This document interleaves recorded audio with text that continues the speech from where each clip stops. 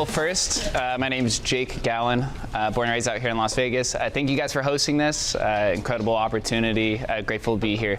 Speaking about the crazy wild, wild west of crypto, trying to educate. Just as a show of hands, how many people would say they have a better than beginner level understanding of crypto? All right, so we got about 5, right? How many people here bought Dogecoin before? All right, we're here for the memes. So I travel the country talking about crypto. Born out here in Las Vegas. I work for an NFT company called Emblem Vault. It's an infrastructure tool that allows people to trade NFTs across blockchains. It's actually a lot more complicated than that, but we'll keep it at the surface level. I do encourage Q&A as I go and talk about this. I've learned that as talking to beginner or novice level groups of crypto, I could sit here and spew all this different terminology about Lambos and moons and blockchains and scaling and decentralized ledger and say all these buzzwords, but if you're not actually understanding or comprehending what it is, then I might as well just not be here. So if there is a question, please raise your hand. I'm happy to add further details, further information about what it is. I know we're here for transportation, so I'll work a little bit into it. I'll kind of begin with some of the fundamentals of crypto in general.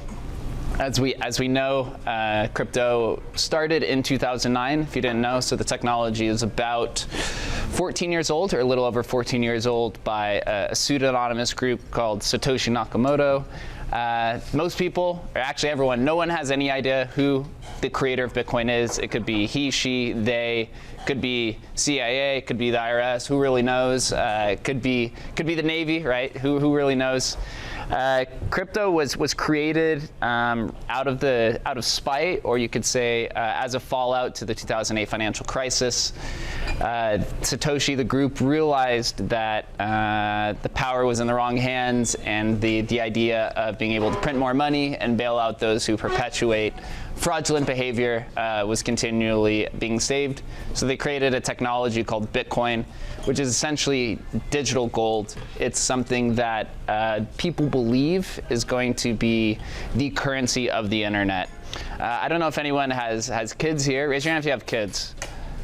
How many of them play Fortnite or video games? And how many times have you had to play or had to buy some skins or some new weapons or anything for their video games?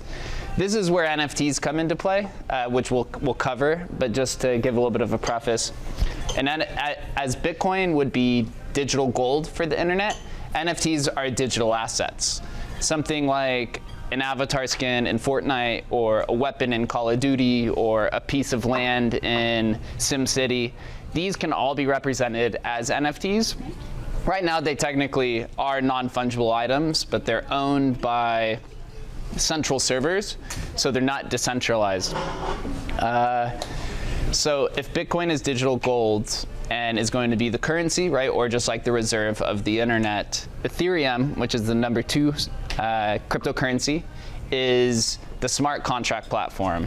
Now I know that can be a little confusing at first, but if we had to put a relation, or if we had to have a comparison to what Ethereum is to the real world, it would be very similar to an iOS or a Windows, the operating system. It's just with crypto, now they're taking everything to a decentralized fashion.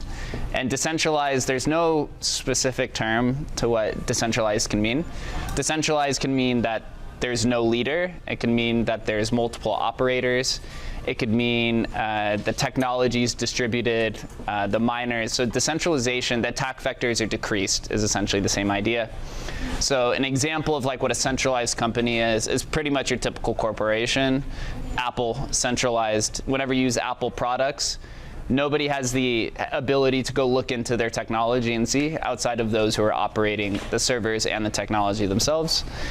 Crypto is what's called open source, or at least the vast majority of it, where the technology is out there in the public, and so anybody can go in and see the technology. You can go see Bitcoin's code, and you can go create like a fork, or you could go create a copy, or you can go build on top of it. So this is why, this is why crypto is really considered the wild, wild west is because you have people that are doing the complete opposite of what you see in the real world, where unlike patents here, everything's open source. You can go create scams, or you could go create a better version of Bitcoin, or you could go create a smart contract platform. One person who has a corporation who's really high on open source technologies is actually Elon Musk. If you don't know, he actually open sourced the Tesla patent, and that's where you see a lot of these electric vehicles popping up. So he's been big on this. This is why he's dabbled, right? That's why Elon Musk and Tesla had purchased 1.5 billion in Bitcoin, which they've now sold. They sold the top successfully, unlike most of us. So, right, a really smart guy. But going back to Ethereum, this Ethereum is where a lot is being built. This is where you want to put a lot of your focus, especially in the transportation industry, if you're going to want to build applications that are related to like a decentralized Uber or a decentralized IoT service, Internet of Things service. It's all going to be built mostly on Ethereum or a smart contract platform. Bitcoin is digital gold. It's good at doing one to two things very well. It changes not often, maybe once or twice a year or every few years. Bitcoin has its halving, which is basically the reward payout for miners. That halving happens every 4 years continuously. And since 2017, there's only actually been 2 upgrades to its technology, SegWit and Taproot. I won't go into, but just to mention those. On the contrary, Ethereum has had probably 100 different upgrades since that time, because they are trying to be this world computer. They're trying to be a decentralized iOS store. They're trying to be a decentralized window. They're trying to do a lot of these different things. And so in order to do that, it's always constantly improving. And this is why a lot of Bitcoiners are actually not fond of Ethereum, because technology is already complicated within itself. But now you insert yourself into a technology that is continually changing consistently from how the supply is inflationary, deflationary, to how there's throughputs, transaction scaling, right? You could throw out all the different buzzwords. But for the rest of this conversation, I'm gonna try to focus on smart contracts and then relate it to transportation as we build over time. I recently presented at Startup Nevada. Is anyone familiar with Startup Nevada out here in Las Vegas? So I was just there last week talking about crypto for entrepreneurs, and we were talking and discussing like how you can take different crypto technologies and then implement it into your business. And this is where I think the biggest crossroad is. I think this is where the biggest payout is to try to figure out what your specialization is, and then try to find one of the specific applications in crypto to apply for it. So I'm now gonna cover a few of the different sectors in crypto and kind of how it evolved. Crypto started with Bitcoin as gold, right? Every society, you need to have the ability to transfer value. So then after you could transfer value, now you want to start building applications, you want to start building utilities. This is where entrepreneurs could come in, find a problem that exists within the world of crypto, digital or physical, and then try to apply that technology. So after Ethereum was built, right now you have a computer layer, a decentralized layer that you can start building applications on. The first things that popped up is what's called DeFi. DeFi, decentralized finance, which is pretty much what crypto is, but this is basically what's called the layer 2 technologies. All these technologies are built on top of a smart contract platform. It would be very similar to like an app store within Windows or within the iOS store. Apple is centralized. They control the App Store. I don't know if you know, but they charge 30% of all profits for anything that goes into the App Store. And you have to get approved by their systems as well. You have to go through their protocol. Ethereum, the App Store is completely open. There's nobody there to verify you. You just take the technology as open source and you just put it into essentially what is their App Store. And anyone can play this game. This is why you see governments shutting it down, because it can definitely overstep their power and undermine it as well. So DeFi, of course, crypto is kind of like, as crypto began, right? It began with casinos, like it began with gambling, the black markets and stuff like that. And so DeFi is the idea of decentralized finance, where users began taking financial instruments that exist in the real world, the stock market. Are there any commodities traders or stock traders out here? Does anybody invest? So DeFi in 2018, to this day, they started taking things like options trading, margin trading, borrowing and lending, just the derivatives markets, loans, and they started taking these and building decentralized applications for it. So now you have things like a decentralized Charles Schwab, you have decentralized options, you have all of these different derivative products that are now exist on top of Ethereum. So now you can now have the ability to create different value. Of course you could take, right, and you can gamble as well. But these kind of financial tools are very essential to a growing economy, especially that's built completely off of finance. So DeFi, you now have something like Aave, which is the #1 decentralized borrowing and lending platform. There's a term that's called TVL, which is total locked value, which currently I believe is about $13 billion in this platform that anyone can, that is the value that exists that people can go borrow from. And this is all decentralized. There's no going to the bank and having to get approved to put up collateral. Anyone can participate in this ecosystem. This is what it makes it really, really beautiful. And so what began right after DeFi in 2017 and around the same time is this idea of NFTs. And this is just what the NFTs are actually just one small component of the overall crypto ecosystem. You could think of NFT or just crypto in general as like financial Legos. As things get introduced, things just keep getting built on top of each other. And so we'll start with NFTs for a second, and then I'll move on to the metaverse, which everyone loves, right? The big buzzword as well. Meta.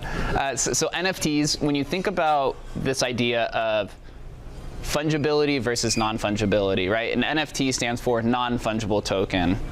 Fungibility is this idea of things that exist in a system that have the same amount of value. So fungibility was created by humanity, by humans. Fungibility, 99% of it is currencies. If all of us had a $100 bill in our hand, right? I wish I was that rich. And we all threw it up in the air.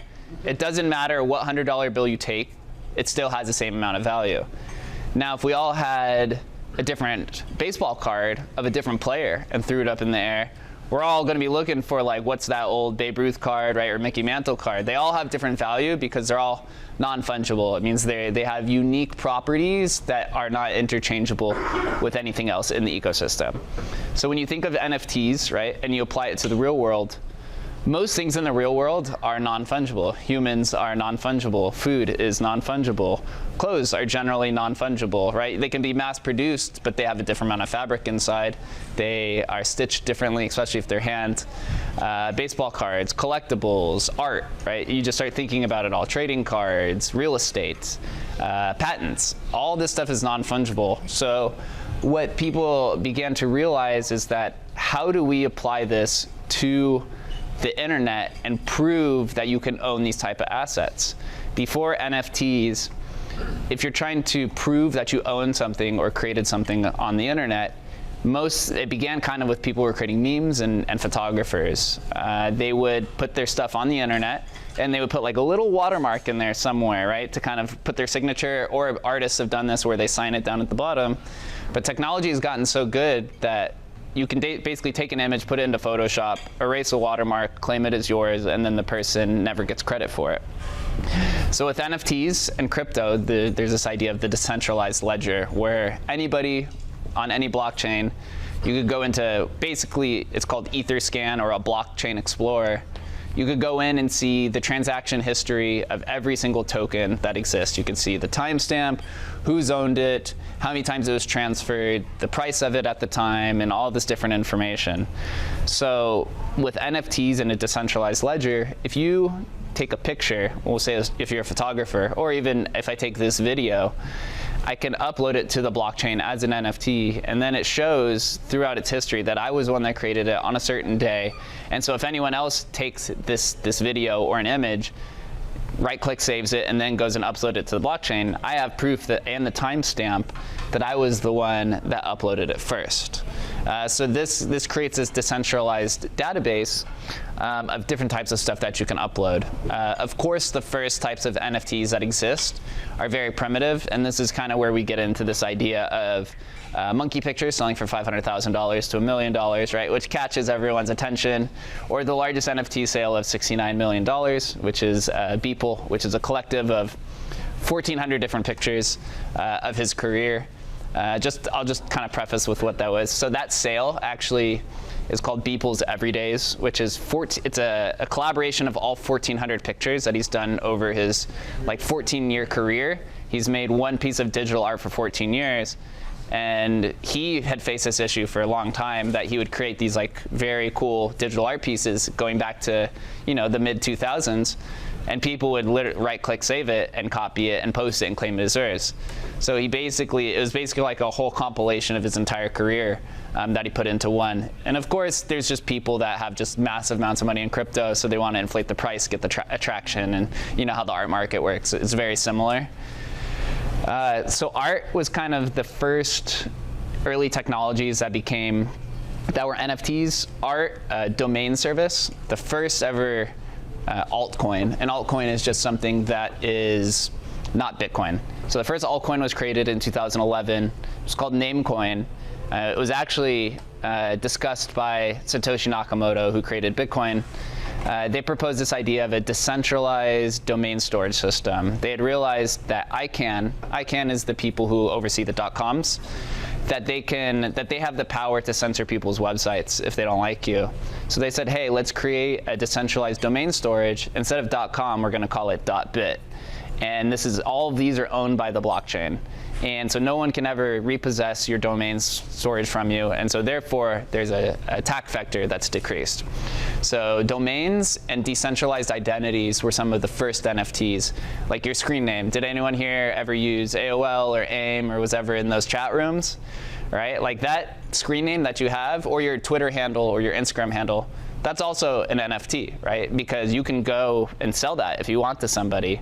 It's the same thing here. People on the internet, because it's a pseudonymous economy, some people prefer to be anonymous. And so if you can have a decentralized identity that they can't track your certain aspects of it, of course you can emit IP and stuff like that, then it just further enforces this idea of a true digital economy. So you have domains, identities were the first, and then you got art coming in 2014, 2015. And then you had some of the first blockchain games emerging in 2015, which were basically just decentralized card games. People are trying to recreate things that they're familiar with. You see this happen in crypto a lot, things that mimic things that have existed prior. So people were trying to recreate things like Magic the Gathering, which is a very popular trading card game. Something like Spells of Genesis. Or in 2016, you have this collection called Rare Pepes. I don't know if anyone's familiar with Pepe. He's the Pepe the Frog, created by Matt Fury. He's kind of like the Mickey the Mouse of the internet. He's basically like the mascot that has become a meme that the internet just takes and uses him as however he wants. They could do Pepe Babe Ruth, or Pepe Donald Trump, or whatever. So this in 2016, there was a decentralized crypto art movement called Rare Pepes, where over the time span of about 2 years, from 2016 to 2018, people were creating these different Pepe the Frogs, putting them on the blockchain on Bitcoin, and submitting it. And so over that time, they had over 300 different artists participate in 1,774 different cards. And this is kind of what's known as the birth of the decentralized crypto art movement. And from there, people began realizing oh, this is a cool technology, and we can have many people begin to participate in this kind of stuff. So after Rare Pepes was created, a bunch of teams began thinking oh, what are some other things I can use that I could turn into an NFT? So then we start beginning to see things like the $1 million homepage turned as NFTs, right? Instead of the little blocks, if people are familiar with that, they all become NFTs that people could go and have different ad space. People, some began to create things of generative art. Generative art is probably the biggest crypto art category that there is. It's basically creating art through an algorithm and then minting it as an NFT. And there's a kind of some dense stuff to that. And so as the technology begins to improve, there's one iconic collection in 2015 that pops up. It's called Crypto Kitties. Where people were, and this is where you start getting a lot of these game mechanics. People that were taking these cats, these digital cats, and essentially breeding them to put out another cat as an NFT. And the crazy part is, at the end of 2017, they saw the highest NFT sale ever. It was like about 500,000 for one of these cats. Of course, a lot of it's speculation. But what actually happened is Nike saw that this was happening. And so they took the technology, or they started monitoring it. In 2018, they filed a patent for breeding non-fungible shoes to then spit out other shoes. And actually, within the last few weeks, they just announced that they're finally going to start acting on that patent after observing for a few years. And they want to integrate the NFTs into the shoes themselves to help with tracking. And so we'll get into supply stuff in a second. So as you begin to theorize, like, what NFTs can be, especially in an era now where we spend more time on our phones, on the internet, browsing. I mean, I don't know about you guys, but every Sunday when I get that report for how much time I've spent on my phone through Apple services, you're like, oh man, I was here for 12 hours, like, right? Every day, like, what am I doing with my life? The Generation Z, which is pretty high on NFTs, they, and I communicate with a lot of them. I have like a podcast and stuff like that. Their time's only increasing as well on the internet. I mean, maybe their attention span is decreasing, but they're only spending more time there, you know? So you have to be able to enforce a way of ownership. That's the whole point of NFTs. How do you enforce non-fungibility on the internet without somebody copying it? Of course, there's ways around it, but if everyone shares this decentralized ledger, or basically a decentralized spreadsheet that shows what everyone's owning, then you can get into some cool ideas of this idea, for example, which a lot of gaming NFT companies are exploring, is this idea of interoperability.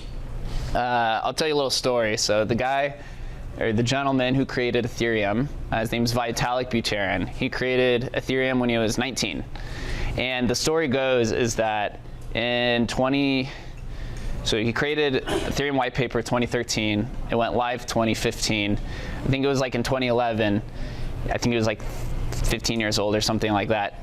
He had been playing World of Warcraft for many, many years. I don't know if anyone plays World of Warcraft. One of his characters that he had been leveling up for years ended up getting repossessed by Blizzard. And he said that he was so frustrated and angry that he realized that they needed decentralization, because if he owned that character as an NFT, then World of Warcraft couldn't repossess it from him because he owns the password to it. But if you're playing in a centralized server, you're not the one that owns anything. Yes, you may own the rights to it within the game, but whoever owns that game can come in and basically repossess anything that they want at any certain time. For example, what happened actually recently that has raised a lot of hell was that GTA, Grand Theft Auto, and Rockstar said that everyone who's been playing the recent GTA 5 or 6 for the last 7 years is going to lose everything. They have to start all over again on their new game. So you can imagine that people are spending thousands or tens of thousands of dollars there. If you had any of these characters or any of the weapons as NFTs, you could literally just take it to the next version. Instead, now have to start all over. So a lot of these corporate gaming companies, they're very against NFTs because that cuts into their bottom line. If a user can just come in and take their machine gun from Call of Duty into the next Call of Duty, then they lose out on the money from it, right? So the gaming companies have had like a hard pushback for it. Also, to be honest, just the NFT games that exist are just not fun at all. Making money is fun, but the gameplay itself is not fun. So as you go and explore now, in current day for NFTs, this is where you're seeing kind of the biggest explosion that's happening, because you're seeing Starbucks enter the NFT game. They said, hey, what can we do? And this is actually the biggest corporate project that I'm big on. They came in and they said, hey, what do we have that exists that we could just turn into an NFT that's not speculative? They said, we have a reward system. We have a membership that has 26 million people participating. What can we turn into NFTs? They said, we can take the point system and turn it into NFTs. So you can essentially take those fan points and you can sell it on a secondary market, on the Starbucks market, or you can have your actual membership as an NFT and sell it on a secondary market. The key piece here of why a lot of artists have been migrating to NFTs is you can tie in perpetual royalties. So anytime, if you're an artist, traditionally in the typical world, an artist will sell his piece for $100, beginning artist, and if they become famous, it can sell upwards of millions of dollars, and they never ever see a royalty on that. So here, a lot of these artists, they'll tie in a 2% perpetual royalty to it. So if they do become famous, then they can still profit off of their work that ends up becoming iconic. And so they're not just being siphoned of all of their integrity and money from, you know, these art houses who take 20% for everything. So this kind of idea of a perpetual royalty has really opened the eyes to a lot of different creators of art, of gaming assets, of communities, of pretty much anything of that nature. But going back to Starbucks, they just launched their product actually pretty recently. I haven't gotten to explore it yet, but I like that because all you need is really one successful product to just really bring in the flood from it. Nike's also has a few NFT products as well. They have what's called the PFP, which is a profile picture. This is essentially your visual decentralized identity. As I mentioned before, the earliest NFTs in 2011, 2012 were all about decentralized, like screen names, your decentralized identity. But now as the internet gets larger and you have games, they're saying, hey, I want a decentralized image, right? I don't want to represent myself. I want to represent a monkey, or I want to represent some sort of like fantasy, something that some character that they reimagine. So these projects like Bored Apes, they created 10,000 generative image created by an algorithm of traits.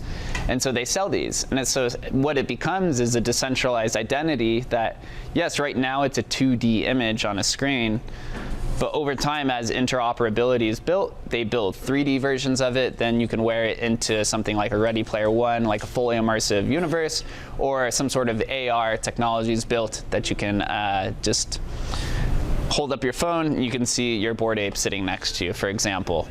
But also the cool thing it's called PFP projects. This is where a lot of the hype is. They're also brands within themselves. So what happened over the last bull run was that a lot of celebrities, a lot of athletes, Steph Curry, Paris Hilton, who was it, Jimmy Fallon, these people were all buying Bored Apes because it became almost like an exclusive membership in a club.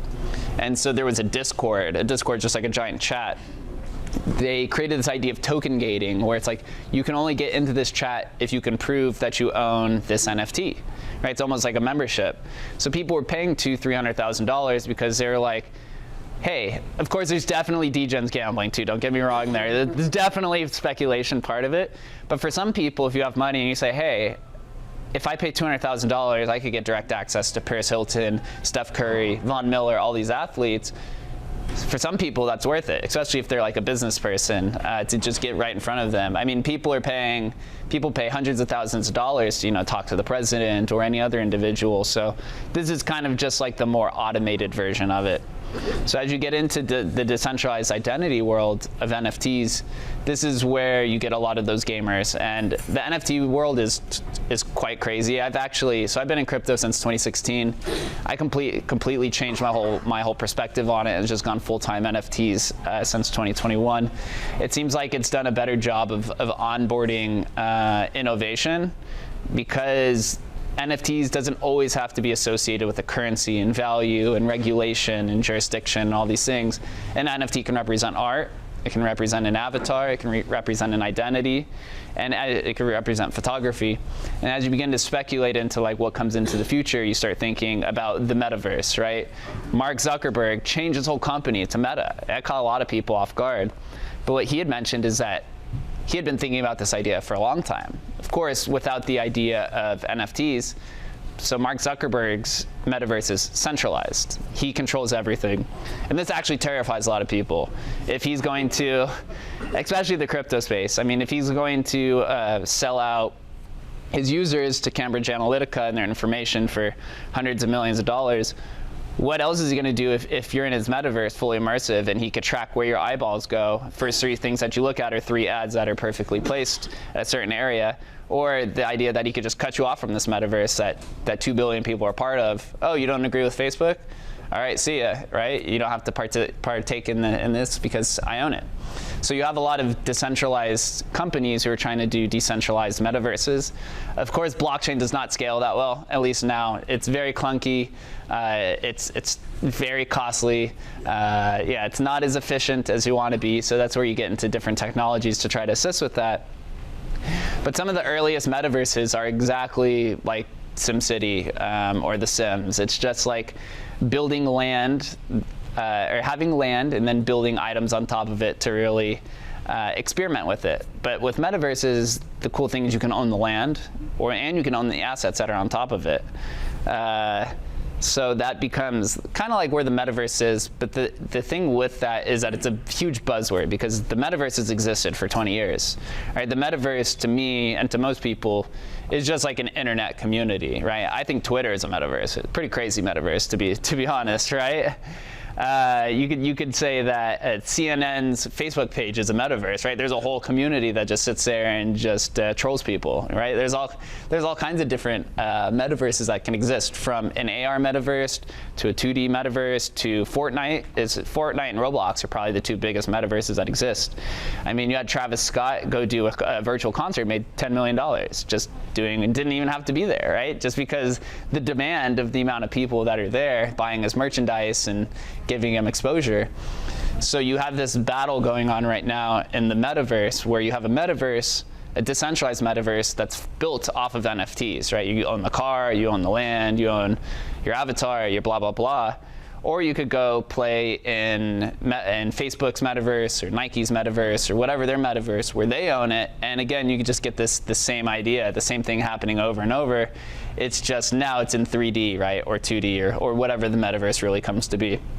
So when you think of those different applications, the next wave, which kind of getting ahead of myself, but this is where I like to think a lot about the future, is this idea of social tokens, this idea of creators who are replacing entrepreneurs. So when I say creator is the entrepreneurs of the internet, because those who have large podcasts, large YouTube channels, large Twitter accounts, those are the ones who have the influence to go on and build something. It's almost like it's a combined politician, a media personality, and a builder, because you could get things done, because you're as an entrepreneur before the internet, you're only speaking to those that are around you, or you're speaking through your business.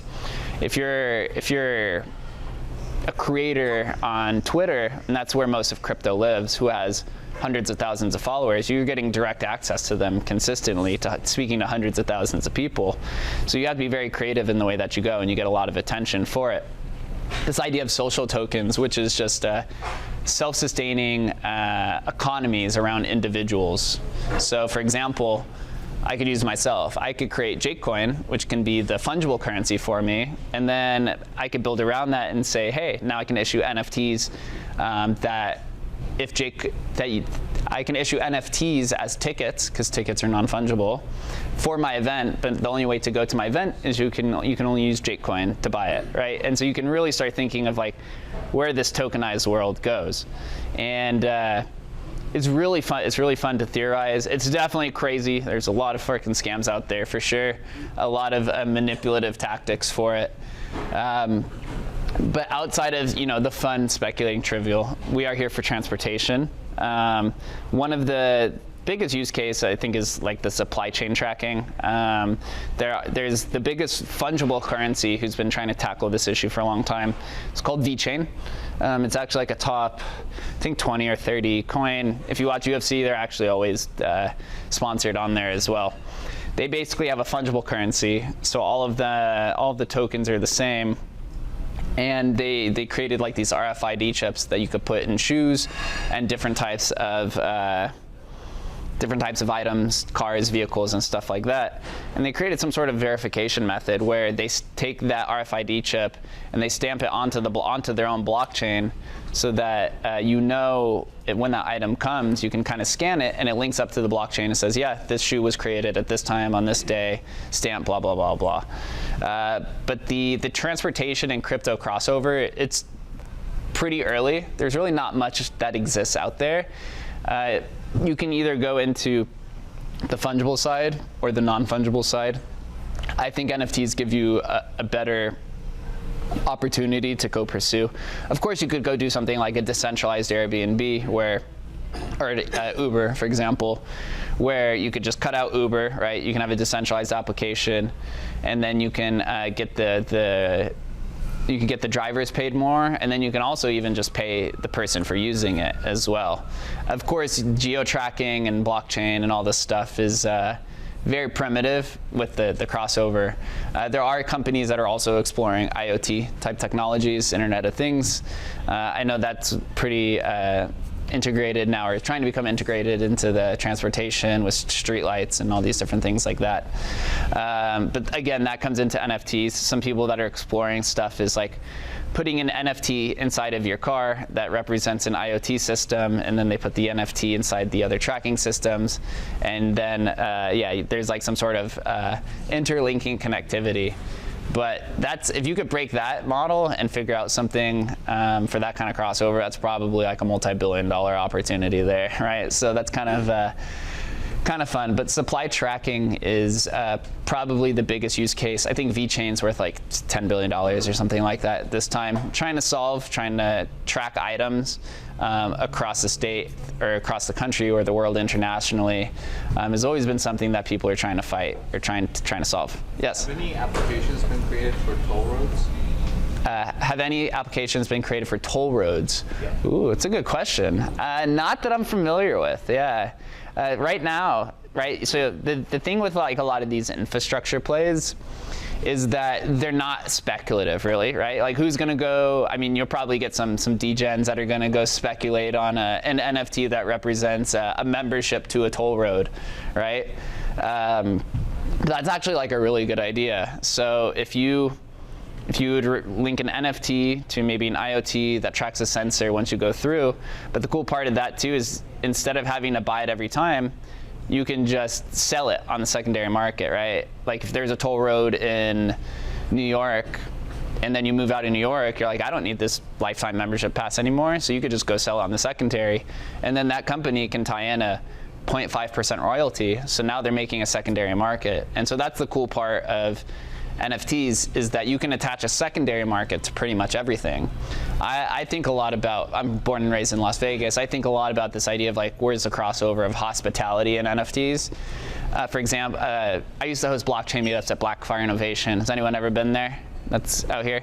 It's kind of the tech center. It's called the Harry Reid Research and Technology Park. So I used to work with like the city of Las Vegas and MGM and Circa and stuff. And I always talk to them about this idea of NFTs as hotel rooms. If you can, let's say 6 months in advance, you issue an NFT that represents your night's stay at a hotel in advance, 6 months, and you issue it against every hotel room. Now you're certainly you're guaranteeing a sellout, but also you're adding a secondary market to this hotel room. You know how many cancellations happen in a hotel room or in a hotel? They deal with cancellations consistently. Well, it'd be easier if you just had all NFTs and then you had a secondary market for these hotel rooms. And if I didn't want to go, instead of having to go back and forth with the receptionist at the front desk or the front desk person, I could just take that hotel room and just go sell it on a secondary market. And again, the hotel can put something like 0.5% royalty into it, and then you solve everything. Of course, it's much easier said than done. But when you start thinking about things that could have a secondary market, probably especially in transportation as well, that's kind of where the big plays come in. Yeah. Similar analogies would be parking. Yeah. Okay, and we have preemption at signals. Okay, I got, let's say, an NFT that will allow me to preempt the signal. Right now we have it for emergency. Yeah. But on the other hand, I wanted to look at the digital twin. That's a big thing. Digital what? Twins. Twins, okay. So if you have an NFT, how do you build a digital twin of that? Interesting. So, so you want to make a digital twin of an NFT? Can you give me an example of that? Like, what's a traditional, like a twin? There are so many things. Let me try to bring it to transportation. Yeah. If you're looking at a machine, a vehicle, Okay. instead of having the way we used to do it is come up with a CAD drawing or simulation and models. Now you have this is a physical car, you have a digital twin of it. Okay, yeah. So they call it the term, there's people that are exploring this, is called real world tokenization, or you could call it a digital companion, is like what they call it. Right now, Nike's actually doing this. So they have their new shoe product line. I forget what it's called. They have the NFT that represents the shoes, and they're taking the shoes and they have it in their storage, and the shoe, or the NFT, is the shoe. And if you want to get the real physical piece, you take the NFT, you send it to what's called a burn address, where you basically destroy the NFT, and then they ship you the shoe. But in the meantime, the traders, because the secondary shoe market's pretty large, they get price exposure to this NFT because it's backed by something that's real world. And so you basically get that price exposure as NFT. But some people too, some digital artists, for example, they create the physical piece, and then they create the NFT digital piece, because maybe you want to hang that digital piece in your metaverse home as an NFT, for example, because a lot of these metaverses are only NFT integrated, so you can't just bring in an HTML or a PNG file. You have to actually have that NFT. But then they also get the physical piece as well. Yeah. So in transportation, where I see some of the opportunities are when demand exceeds capacity, or where you have a capacity constraint, it becomes a secondary market. In the airline industry, you have several airports where you have to bid on slots, landing slots, because you only have slots available. Yeah, so that would actually be a pretty good, if there's any sort of bidding that's happening, you can or memberships or passes, those are usually pretty good. It's a pretty good transition to NFTs. Preemption at signals. Yeah. HOV lanes. Yeah, so Porsche just did an NFT project pretty recently. There's a few car companies that have been getting into it. They're starting out as more membership and fan groups, and they're not very clear on where they want it to go. Maybe it's because they want it to be proprietary and they don't want people to steal it. But with NFTs, the best way to start is to build a community and a foundation, because if there's a lot of people, they have these NFTs that represent their digital identity or their digital car. They build this sort of relationship where they never want to leave it. There's like some famous cases of a guy who had a $10 million bid on his CryptoPunk, which was only worth about $200,000 at the time. But because he had built his whole real world identity around it too, he built IP products around it. To him, it wasn't worth that sale, because then he'd have to start all over. So some of these NFT companies are trying to also follow a similar suit, where they say, hey, for Porsche, for example, who just did their project, hey, if we have this Porsche NFT that represents a real world car at some point in the future, but this is also a pass to any other NFT or crypto applications that we do, then maybe we do the digital companion of the digital car, but then we also personalize it as well, so that this person then will never sell it, right? So then it increases the value and all these different mechanics. But it is still very, very early days with transportation. I think one of the hardest hurdles is integrating some sort of like geo-tracking system into a lot of this stuff. But if you can get in touch with like a satellite company, which I know some crypto people have a tough time doing, because there's only a certain amount of access you could get to these type of satellites, and then work with like a crypto company, there's probably a lot of opportunity there, especially when it comes to passes and memberships and space and rentals and different things like that. So I guess to close it out, there's a lot of opportunity. There's a lot of exploring. People are taking basically their professions in real life and just adding NFT to it and kind of exploring those ideas. So for example, I used to own an antique store in Vegas, not anymore. So I had an expertise. There's this idea that's called historical NFTs, which was when NFTs started blowing up, individuals started going through the blockchain history, finding all these like early primitive NFT projects, I was part of that group, and I ended up finding this project called Mooncats, which at the time when it spurred this idea of like NFT archaeology and history and stuff like that, I picked up on this collection, and it actually led me to selling NFTs at Sotheby's auction house in 2021, which was a really cool experience. It was the largest auction house in the world. I actually had no idea who they were when they messaged me. I was out of touch. So I had to do some own digging, but that was cool. I got to sell I got to sell at the same auction with Paris Hilton, Steve Aoki, and like a bunch of big crypto people. But what led me there was my past knowledge in the antiquity space, which I was then able to apply to the crypto space, which gave me a little bit of an edge of kind of how to like ascribe value to some of these like non-fungible items. So it's the same thing in like the fashion world. Fashion NFTs are starting to get a trend. You have people like Gucci and Louis Vuitton and all these big brands.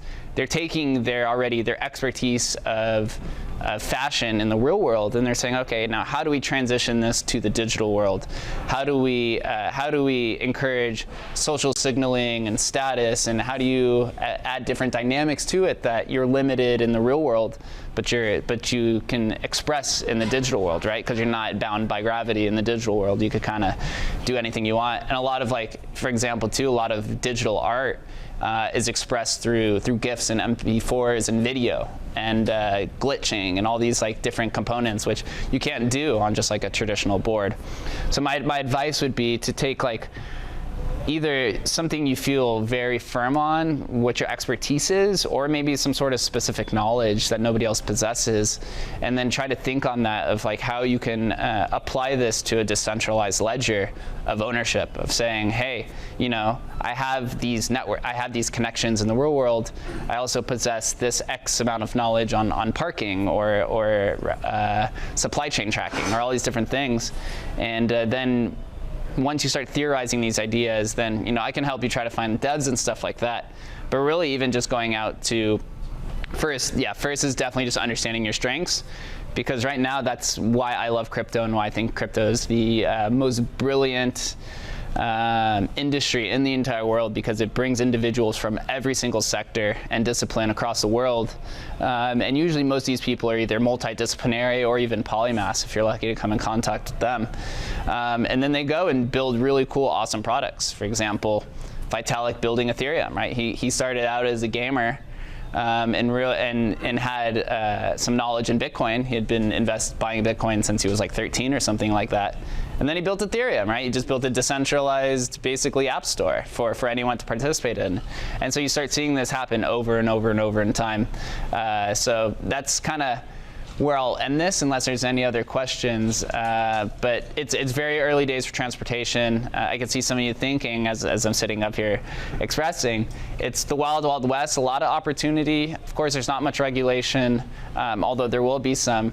But the thing with NFTs is that it does give you a little bit more freedom. I used to work with the Gaming Control Board, helping them understand crypto. And they had told me that it was pretty much a hard no on getting Bitcoin on the craps table, because it's very similar. It's very similar to the dollar, right? Undermines the dollar. You don't know where it comes from, whatever. And Bitcoin's heavily associated with currency. But NFTs could be pretty much anything, right? It could be art, it could be a gaming asset, it could be a parking pass, it could be a ticket, right? It could be my future income for a year, right? It could be literally anything that you want. So there's a lot more freedom in that space. And to me, I think it's a lot better opportunity to introduce innovation. So I'll end that there unless there's any other questions. But if you'd like to come up, my name's Jake Gallen. You could find me at Jake Gallen on pretty much anything. I have a podcast called Jake Gallen Podcast. The first 170 episodes on there are all Vegas people. That's how I met Ian as well. Ian was on the show. Now it mostly focuses on crypto and NFTs. I have a YouTube channel which also explores a lot of that crossover as well. But you can find me on LinkedIn and all that other stuff, or jakegallen.com has all the information siloed into one area. So, do you have a question? Yeah, just quick. It was more just, putting your futurist hat on, so to speak. Mm-hmm. With the Sam Bankman-Fried. Oh, boy. You hear people going around saying crypto is dying, blah, blah, blah. Mm-hmm. Impression on that whole, the whole environment. What do you think? Yeah, so just thinking about the FTX debacle and SBF, right? I've been in it since 2016, so I've been through 2 crashes. That case is actually, he's using digital assets and crypto as the financial instruments, but that's just a case of just classic embezzlement and fraud. Basically, what Sam Bankman-Fried did was he started out crypto. He started out trading what was called the kimchi premium, which is known in the traditional markets where Korean has a lot of degens, and so the price on some assets will be 10 to 15% higher on Korean trading markets than in America. So in 2017, when crypto was heating up, he was maybe illegally got some sort of residency in Korea, and he'd buy Bitcoin in America, fly to Korea, sell the Bitcoin there at a 15% premium, and made a bunch of money. He used to work for a hedge fund called Jane Street, and so then during that time he left Jane Street. He started Alameda Research, which was a hedge fund. That grew to I don't know, hundreds of millions or something, and then he started a crypto exchange, which is very similar to like what Coinbase are. If you guys, anyone here have a Coinbase account by chance? Yeah. So basically, Coinbase would be like a Charles Schwab account or a Fidelity or anything like that. Yeah, the way to get in. So he had an exchange, right? And he had a hedge fund. And what he was doing, and think of the exchange as like a bank account. Users deposit money into the exchange to then go trade. He was taking his users' deposits and giving it to his hedge fund to go trade. And his hedge fund lost $8 billion of customer deposits. And so what had happened was he had a token called FTX token, which was kind of this like native token used within the economy of like his crypto exchange. His first investment into FTX was this guy called CZ who runs Binance. Binance is the largest crypto exchange. When CZ wanted to get paid out, that time his investment of $5 million had turned into like $2 billion. Sam Bankman-Fried paid him in this FTX token. And so once Sam started negotiating with the SEC, Sam was trying to curtail the crypto movement by being the only regulatory approved American exchange. When CZ figured that out, he basically sold all the FTX tokens because he heard that that FTX was insolvent. And so when he sold all those tokens into a liquid book, SBF couldn't cover any of it, and that's when he filed bankruptcy. Literally, he went from worth $30 billion to zero in the matter of 2 days. Literally, yeah. But it was basically a lot of people call it the Bernie Madoff moment of crypto, because that cascade led into more cascades. Because he had went and loaned out money, or a lot of people had loaned them billions of dollars, and so they think the whole is like getting close to like $16 billion between all the money. And SBF was actually the second largest donor to Joe Biden and the Democratic Party. He had donated like $70 million over the last 2 years. So now in bankruptcy, they have something that's called a clawback, where you have to, everyone's still there, hanging on. They have something called a clawback, to where in bankruptcies they have to go get that money back. So now they're pressing Joe Biden and all the Democrats and stuff to get that money back. So who knows if it actually happens or not. But being in the crypto space for this long, these kind of washouts are important for the health of the ecosystem. During these peak bull runs, it's impossible to build anything because you're just so focused on the price and making money. So in these bear markets are where a lot of different things get built. This is where I got hired for crypto company that I work for. And we allow you to trade NFTs across blockchains. If you go on OpenSea, we're actually like one of the top 10 collections right now. These kind of things get built in the bear market, and then during the bull market is where they like see that peak value. So you get a lot of these peaks and troughs, which the volatility scares a lot of people, right? Because I mean, it's not fun looking and seeing your net worth depreciate by 50% in a day. You're just like, geez, what am I doing, right?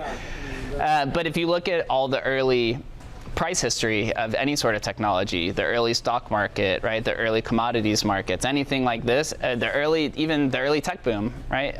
It's all the same. It's all pretty much the same thing. It's just this technology is a little bit more complicated to understand. But FTX, yeah, that fool's gonna go away for a little while. Well, there's another. I'll end this here. Funny there's actually a crypto product called called Augur. It's basically a decentralized sports book. People go and open up all these different bets. One of the big bets right now is SBF going to get more or less time than Elizabeth Holmes, right? So you can open up all these different sports bets and stuff using crypto. Yeah, it becomes a lot, but yeah, I'll end it here. If you have any questions, just let me know. Thank you guys for your time. I'll hang out for a little bit.